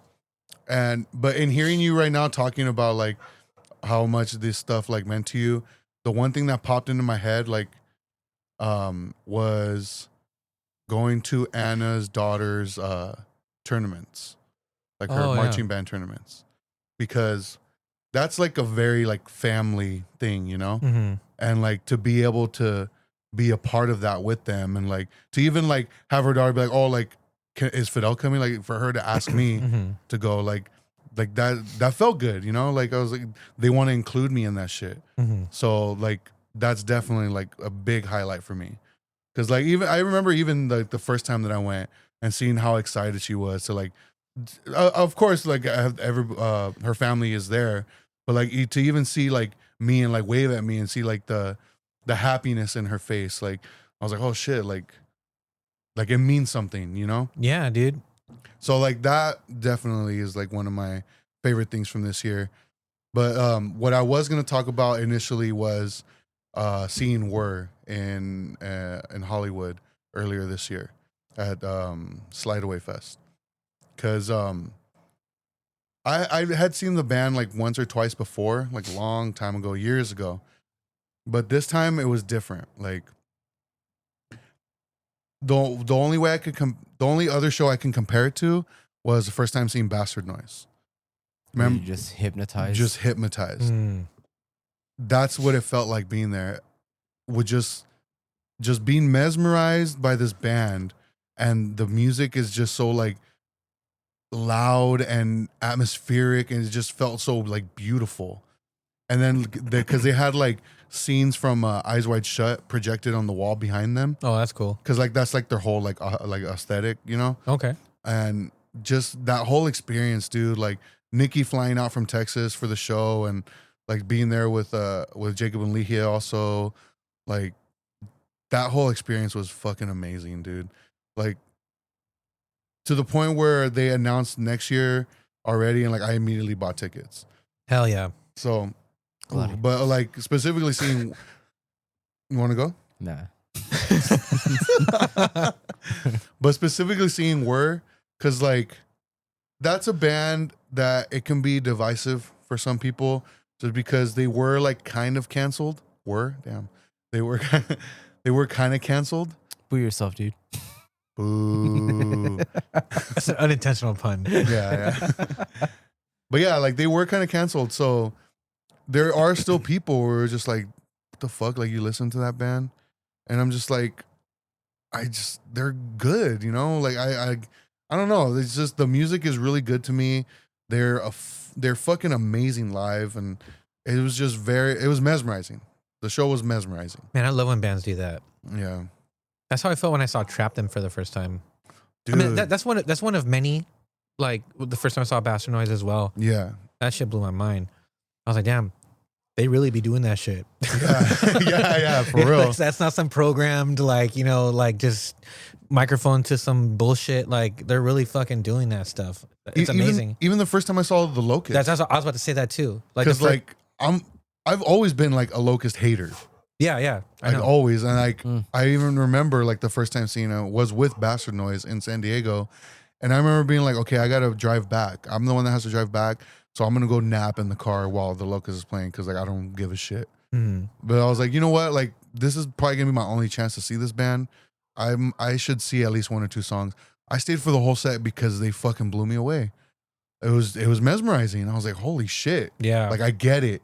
But then I go back to listen, and I'm still like not really Like I don't get it. yeah, but I mean, it's definitely different live though. yeah, it's definitely different live. It's not. It's a different kind of appreciation. Yeah, but I mean, even specifically for the Locust though, Mm-hmm. I feel like they just do shit a little bit different live, and it sounds cooler. Yeah. Like you can still kind of hear the distortion and like the guitar kind of peer through some of like those like synth pedal noises that they're known for, Yeah. and it kind of still sounds power violency in a way live, Yeah. you know, and it like say play Soundscapes, right? When they play Soundscapes, when they played that stuff live, it sounded like hella power violence to me still. But then when you listen to it, it just sounds like a computer seizing up, dude. You know, like crashing out or something, you know? Yeah. But yeah, that Trap Them was the one like that. Like I remember seeing it and just like, fuck, this band rules. I only saw them once. It was at Showcase. It was them and Extreme Noise Terror. Oh, that was a dope one. Yeah. I think I remember telling you like, oh, dude, this band's sick, dude. Yeah. Because I saw them at Chain Reaction. And bro, it was, and like, and that's a smaller venue than Showcase. Chain, yeah. Yeah, and like they were like, we're like, oh fuck, and like the walls of amps and stuff. No, I love that feeling, like when you see a band and you're like, and it's literally unforgettable Yeah. because of just how like it's different from just like the band's playing, the mosh is going, blah blah blah. Like something about it is just like, damn, that was sick. Like I remember seeing I've only seen Living Legends one time, and it was like that time when Nate had won some tickets on the radio, Yeah. and he took a bunch of us. We went and we all like mobilized like hella late, dude, to the House of Blues in downtown Disney, and I specifically remember when they were performing the song "Never Falling Down," which is like everybody's favorite song from them, right? But the way that they did it is like they had this whole routine, and like, you know, they each of them would do their verse, and then it was kind of like the way that they would move their arms when they were rapping and stuff like that, while they're telling their story during their verse, like was kind of interpretive in a way. And then like it was just them on the spotlight, and then when their verse was done and it go back into like the hook part, it would like slowly dim, and then they would freeze. And then it would stay dim, and then the next one would light up, and it's the next member, you know. And then it was really cool. And I'm like, man, it's different for like your standard, like when I say hip, you say hop, hip, hop. You know what I mean? Like it wasn't like It was that. a performance. Yeah, it was like I was mesmerized. Yeah. I remember like none of us looked at each other to be like, oh fuck yeah, we're all. It was like when it was done, we all looked at each other and we're like, damn, what the fuck was that? Yeah. That was sick, you know. Yeah, I love that shit, man. That's what I mean. But that's how I felt like after seeing Where, like especially in the room full of people like that, like people weren't necessarily going crazy. You could just see people like also just mesmerized. That's sick, dude. They were really good fucking live. Damn. Damn. They're really fucking good live. There we go. But I do have an honorable mention of one of my favorite moments of this year. Eddie dressing up as me for Halloween. Hell yeah. I didn't go. I wasn't on that episode. You guys talked about it. Damn. Yeah, but no, So what went into that? Like what made you decide to do that? I've been wanting to do it for a while, dude. Really? For a long time, I was like, I want to dress up as Fidel, Creepy. and yeah, and I it wanna wasn't wear even for Fidel's Halloween, skin. dude. It was just in general. Damn, that's what's up. I want to wear his skin. No, but His foreskin. I think what wanna wear his was foreskin. keeping me was like I had like a fake foreskin on my dick too, just to. Let me see. I still have it. I'm still It's wearing taped it. on there. It grew back. You are the Wolverine. Dude. Smells like cheese. Yikes. What made it possible, dude, was because Ellie, since she actually works at FedEx, she had FedEx gear. And I'm like, fuck yeah. I'm like, okay, I need a wig. I need some fake facial hair, dude. And I was even gonna be like, I should just grow my facial hair and like shave You it. should have, Nah, dude. I wasn't that committed. Oh, you fucking. Hey, bitch. but I did have some details though, dude. I Man. had your famous the watch tan. watch tan, dude. The Hell watch yeah. tan. Yeah, dude. Like I said, I had your foreskin. Now I had your hair up, like tied up. 'Cause I Yeah. know you tie that shit up for work. Dr. Peppers? Dr. Pepper. Yeah, I had Dr. Pepper too. I specifically remember going to Stater Brothers just to get the Dr. Pepper, dude. Like, all right, this is gonna be detailed. Yeah, that shit was dope, dude. That shit was Yeah. funny, dude. It was so fucking funny. I was like, damn. And I was gonna say it was. You look like you were Dude Love, but because you're wearing the FedEx, I was like, oh, it's Fidel. yeah, dude. No, and then like it's funny. Like I was like, when everybody was like coming towards me, like when I first got there, I'm like, oh look, Fidel's here. Yeah, it's funny, dude. Everybody kept wanting to take a picture of the watch tan. Like that's what they wanted to take a picture. Hell yeah, that's tight. Do you have a picture of the watch stand, dude? There's a few out Yeah, there. I don't know who took them. I know- hadn't noticed. I want to see it now. Sydney took a bunch, but she's like, never How did you sent do to it? us. What? It was just like white paint. Dude. Oh, did you do? Okay. Yeah, it was just like cheap white acrylic He just got paint. spray paint and went. "Sss." He put a watch on. Yeah, dude. It didn't wear a sweater. Yeah, dude. Dude, that shit was tight. That was funny, dude. Fucking tight. I forgot about it. So fucking tight. Wait, anything else you guys want to mention about this year? Yeah. So I had like a moment of weakness, dude. And this is me being like 100% real, dude. Like I've been trying to sit down and write shit, dude, and it's fucking hard. Like, and it started fucking with me, dude. And I think it's just because of work and, you know, Right shit as in what? like to film. Oh, okay. To film, just because I don't have creative outlets like I used to, and it's hard, dude. Like, you know, like what keeps me going is just hanging out with Emily and just like, you know, like we were talking about highlights. Like, she's like obsessed with Sesame Street. Like I told you guys Yeah. that. So she has like a few of the like the plush dolls, and we recently went to the mall, and Buddy. they just happened they happened to have like a bunch of them there, and I told Ellie, I'm like, oh, like let's get the one she doesn't have, and she's like, well, like which is, I'm like, whatever she doesn't have, just get it. Like, so I dropped like $200, like Hell just to yeah. get her like all the ones, just because like I'm like you, where it's like if I'm there, like I'm gonna go all out if I'm gonna get something, like Yeah. you know, like my brain just works like that. Like, okay, she doesn't have this one, like just get them all right now. Just because a lot of those are hard to find, dude. Like even Yeah. online, like people sell them for crazy, especially because I think like it's just not as popular anymore, so it's become kind of a niche thing. Mhm. Yeah. People just sell them for crazy amounts. So, and I had that like that buyer's guilt, like fuck, I can't believe I just spent like $200 right now, like just out of the blue. And as soon as like I got them for Christmas, but I'm like, I'm not gonna wait, like just give it to her.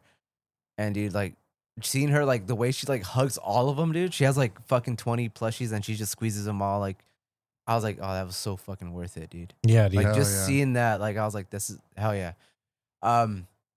So like that's what keeps me going, dude. Just because like I said, I don't have drumming. I'm not filming as anywhere as much. I'm not watching movies. Like I don't have like my social life like I used to, you know.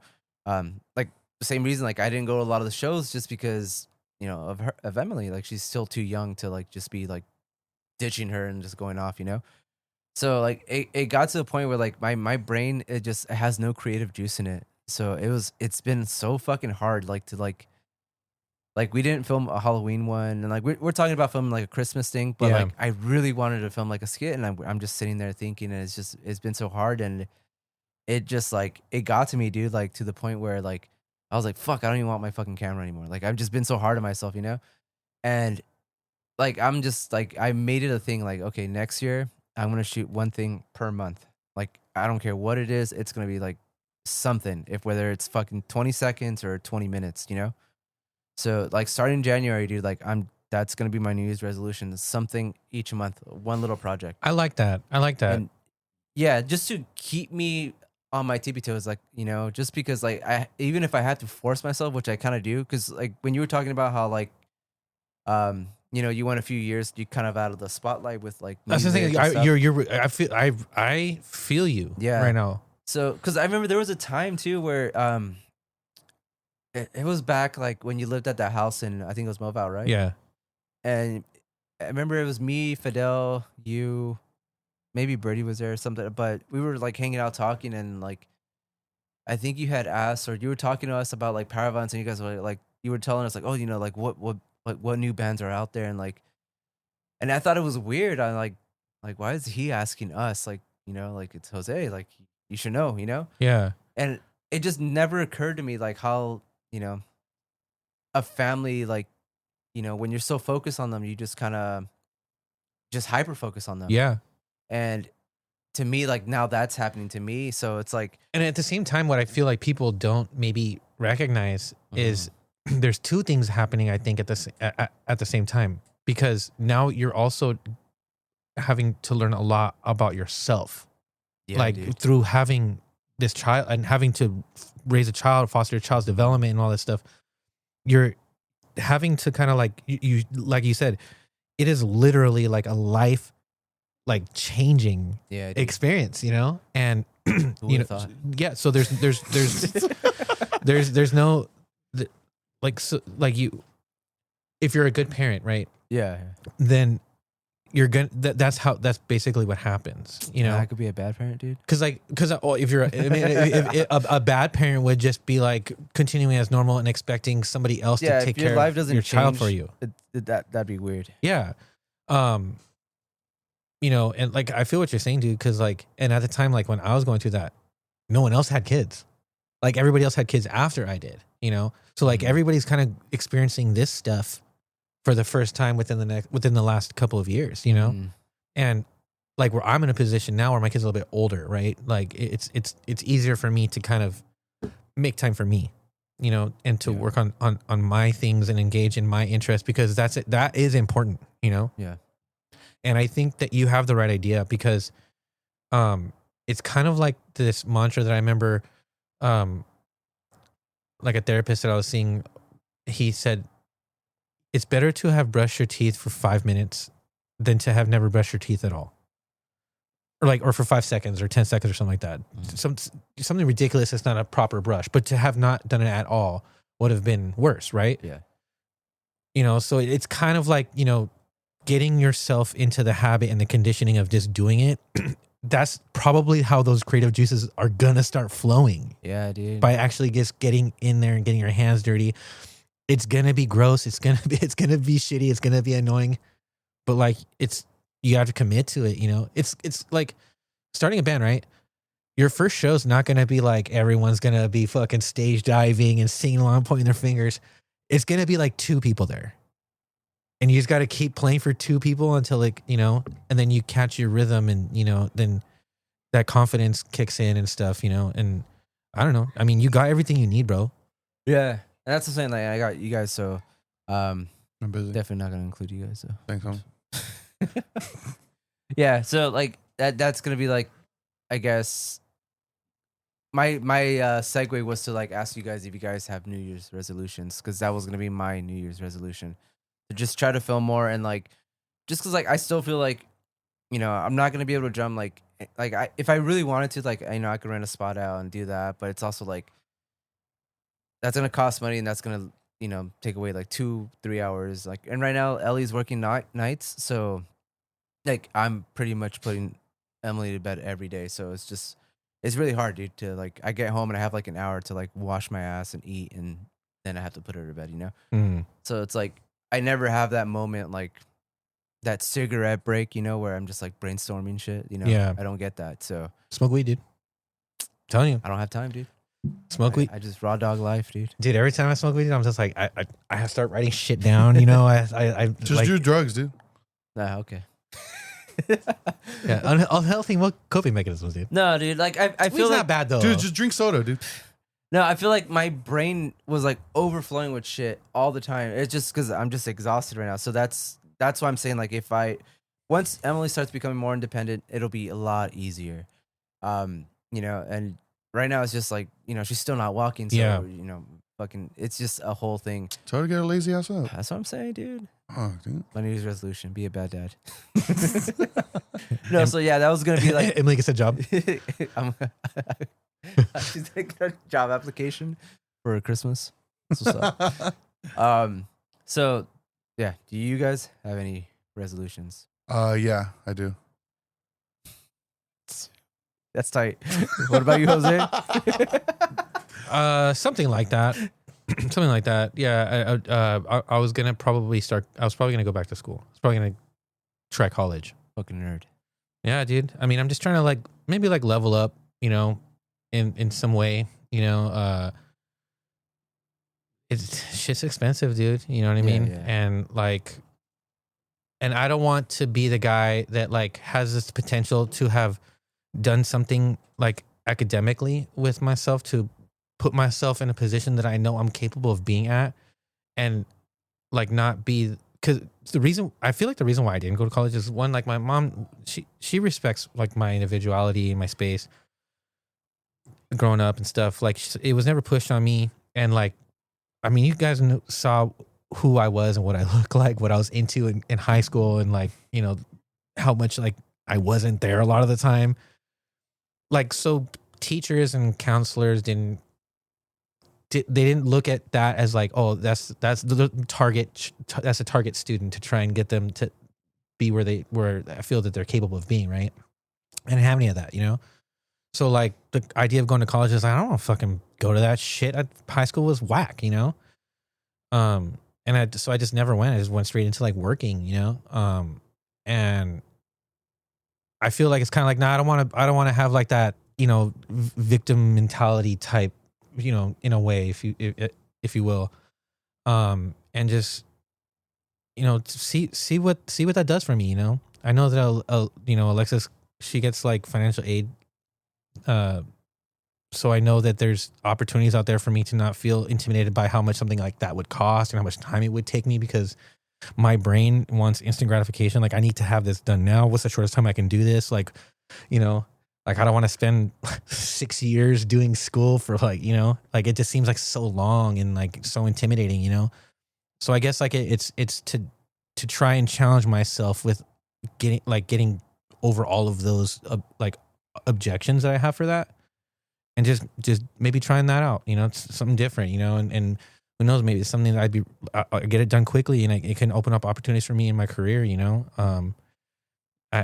so maybe that is like not like a resolution, but like maybe like, you know, this utilizing it as a platform to start something new. A goal. Like a goal, you know what I mean? Because obviously, like I'd like to lose weight. I put some pounds, you know what I mean? Like I drink hella beer, dude. Like, you know, so I just like to maybe kind of just be more mindful of those things. I guess could be like everyone fucking says that, dude. Yeah, I mean, I have like my little goals, but I feel like the filming, that's like the realistic one that I know I can do. Yeah, so it's similar for me. Same thing, you know, like. But instead of film, it's school. You know, like furthering my academics. You know, challenging myself. Gotcha. That's dope. Thanks. Even though Fidel didn't go to college, and look at him. Cool. Looking like a bitch.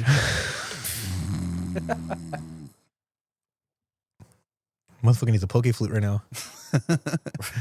No, I have something similar. Whereas like I want to be, I guess, more creative. Mm-hmm. Because I do want to write shit down too, as far as like ideas for like filming or even ideas for the podcast, you know. Yeah. And like I am getting hit up more by the homie Chris to do his podcast where we just talk physical media shit, and I have ideas for that too, you know. But I also want to practice more on like photo editing and stuff like that because.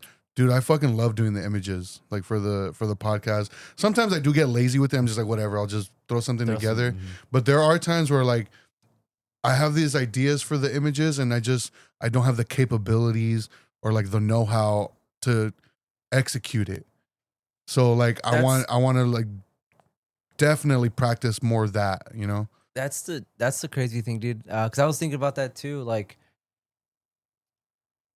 we have so many talented friends, but they're like talented in shit that me and you aren't really chasing. Yeah. And like I feel like out of like our friend group, like me and you are the only ones like kind of doing like the whole video and like the photo editing stuff because and that's why I had such a hard time learning the whole filming thing, dude. But like I'm glad I got that out of the way before Emily because there's no way I would have done it like when she's here. Yeah. Because like I've spent hours just sitting in front of like YouTube videos and just learning, dude. So I mean, in a way, it's kind of a cool thing because it's like we're both kind of learning. Yeah. Like you're doing your photo stuff, like stuff that I wouldn't even know how to begin doing, dude. So it's like it's kind of cool, like that we're kind of alone on that route, you know. Because I mean, do you have homies that do Photoshop shit and like do all that? You not know? really. Like close homies. That not in the immediate friend group. Because I mean, like people like Sergio, like dude's a Photoshop whiz. You know, like I mean, he's put together a lot of like the AC/DC stuff. You know, and like to this day, like he does a lot of his own like designs and stuff, and he's been using Photoshop for as long as I can remember. You know. Yeah. But I mean, not within like that, like our immediate like circle of homies. Yeah. Like you guys are really the only ones that expressed like a genuine interest further than your normal, like, you know, like being a movie fan or music fan, you know. You're the only ones that like got a camera, you know, started like, I mean, you guys are the ones that did the podcast and stuff. It's literally just the two of you. Just the two of us. Yeah, dude. So I feel like I don't know, dude. Like once we get in that habit, Yeah. Have you considered maybe getting an iPad? Yeah. I've been wanting to get one actually. You should, man. It's expensive, homie. I mean, if you can get it like a part of Christmas is coming up. if you can get it like a part of like a plan or something, I don't know. or Doesn't look iPad shaped, homie. it should look dildo shaped. You got to read who it's for, dude. I did read for it's for. But Procreate might be another. App. Yeah, I know. Yeah. Yeah. Have you been fucking around with it? Mm-hmm. Oh, dude, Procreate's sick. But on my phone, and I don't like it. I don't like how it is on my phone. It's just. I know it's different on the iPad. Yeah, dude. Because especially when you have the Apple Pencil. Yeah. Like just the fine tuning of everything, you know, and then the brushes that you can use, and like it's a really sick. I like, first app. got that idea for that the last time I got tattooed by Juliana, because she was drawing on it, and I was like, I saw that, and I was like, damn, that'd be fucking sick. It looked fun, huh? Yeah, Yeah, dude.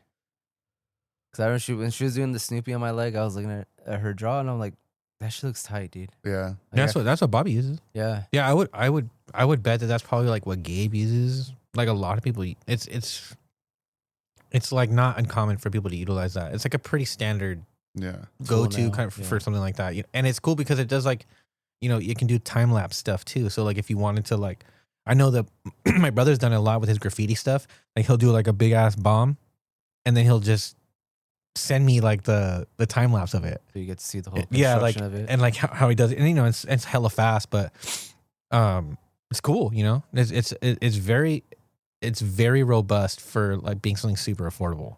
You know, I'm not too familiar with Photoshop, but from what I can remember trying playing around with it, I was like, bro, I don't fucking get this.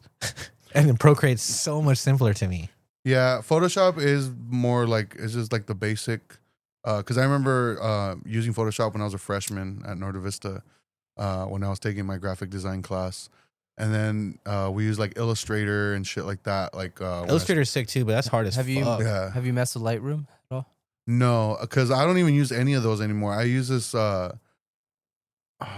either on my phone. I find it a lot easier to, like, when I just need something really quick. I use my phone. It's an app called Pro Knockout, which I pay for because like it's easier. Mm-hmm. But on my laptop, what's the program I use? It's like a Photoshop knockoff, but you don't pay a monthly subscription to use it. It's just a one-time payment type Okay. thing. But Kinda it's essentially all the same tools as Photoshop. Like, so, but Photoshop is essentially like the basic photo editing, like, Industry standard. yeah. So I know there are other like programs and shit, and I've never fucked with those. I've only ever fucked with either Photoshop or Illustrator, and that's only because I took those classes at Norte Vista.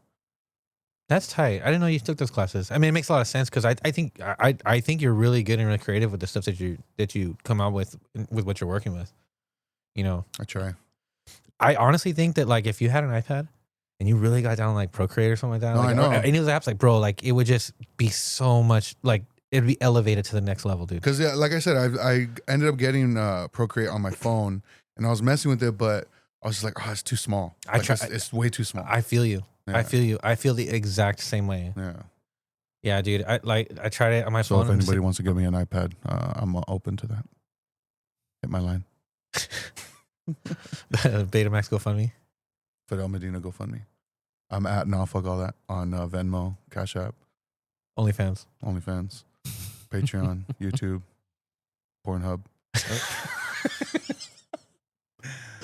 But yeah, so that's my resolution, and to force you to film more.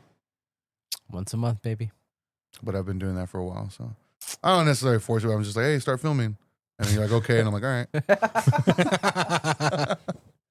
No, I just think it would be fun. You know, I would argue that starting with just filming us do this, just to like, you know, just the conditioning and the like of like that camera's out, setting it up, the thing, you know, the like just getting in there and doing it, trying different things in a setting like this, so that when you go and, you know, learn what works, what doesn't. Oh, I want to try this, try that. Oh, I don't like how this angle looks. I mean, the lighting or whatever. So that way, when you're ready to go and actually do something that you have written, to film something that you wrote, that you're like, oh hell yeah, I want to try this. You kind of already gotten past all of like the other shit, you know, like to kind of, you know, to get you to where you picture it. Because I know that in your head, you're probably like me, dude. In your head, you picture it like, oh, I want like this, like, you know, like the perfect final product, but like disregarding like all the other bullshit it takes to get there. The process to get there, you know? Like, I feel like the perfectionism element of it, you know? If it doesn't work right away, like how you thought, like, it's too much, you know?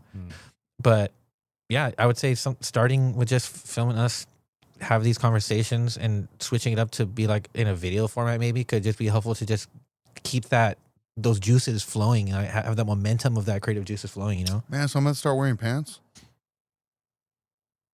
I mean, we can just blur it out. It'll be a small blur. How many you think you could do that? It's 1 pixel.